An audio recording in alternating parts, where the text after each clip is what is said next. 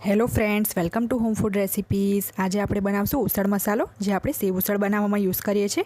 અને આ બનાવવો પણ ખૂબ જ ઇઝી છે અને એ મસાલો નાખવાથી જ આપણા સેવ ઉસળનો અસલી ટેસ્ટ આવે છે। તો એ માટેની સામગ્રી જોઈ લઈએ।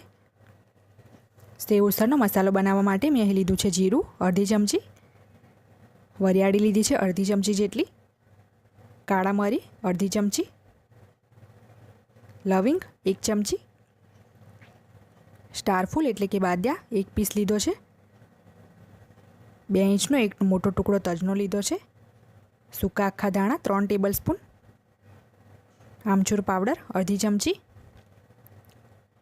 સફેદ તલ લીધા છે 1 મોટી ચમચી, સૂંઠ પાવડર અડધી ચમચી, મીઠું 1/4 ટીસ્પૂન, 3 તીખા લાલ મરચાં લીધા છે, 5 મેં કાશ્મીરી લાલ મરચાં લીધા છે, એનાથી કલર ખૂબ જ સરસ આવે છે, અને 3 મેં તમાલપત્ર લીધા છે। તો સૌથી પહેલાં બધા મસાલાને આપણે શેકી લેશું।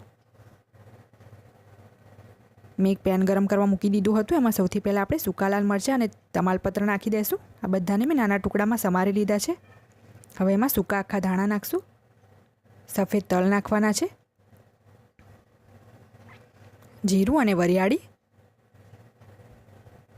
લવિંગ અને કાળા મરી નાખશું, સ્ટાર ફૂલ અને તજનો ટુકડો પણ નાખી દઈશું। તજને આ રીતે નાના ટુકડામાં તોડી લેશું।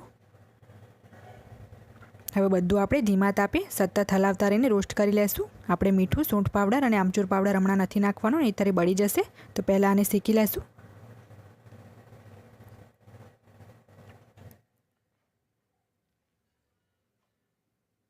આપણા મસાલા સરસ શેકાઈ ગયા છે। તો હવે આને એક પ્લેટમાં કાઢીને આપણે ઠંડુ કરી લેશું।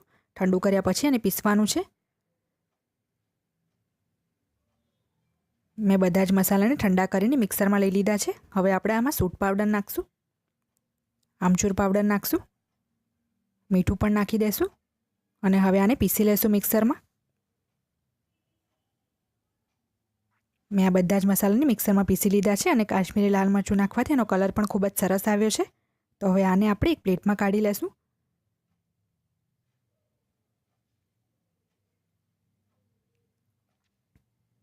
આપણો ઉસળ મસાલો રેડી થઈ ગયો છે। તમે આને કોઈ એરટાઇટ ગ્લાસ જારમાં સ્ટોર કરીને પૂરા 1 વર્ષ સુધી ફ્રીજમાં અને 5 થી 6 મહિના સુધી બહાર રૂમ ટેમ્પરેચર પર સ્ટોર કરી શકો છો। જ્યારે પણ તમે સેવ ઉસળ બનાવો તો આ મસાલાને ચોક્કસ યુઝ કરો અને એનો ટેસ્ટ ખૂબ જ સરસ આવશે। સેવ ઉસળ બનાવવાની રેસીપી હું આવતા નેક્સ્ટ વિડીયોમાં અપલોડ કરીશ।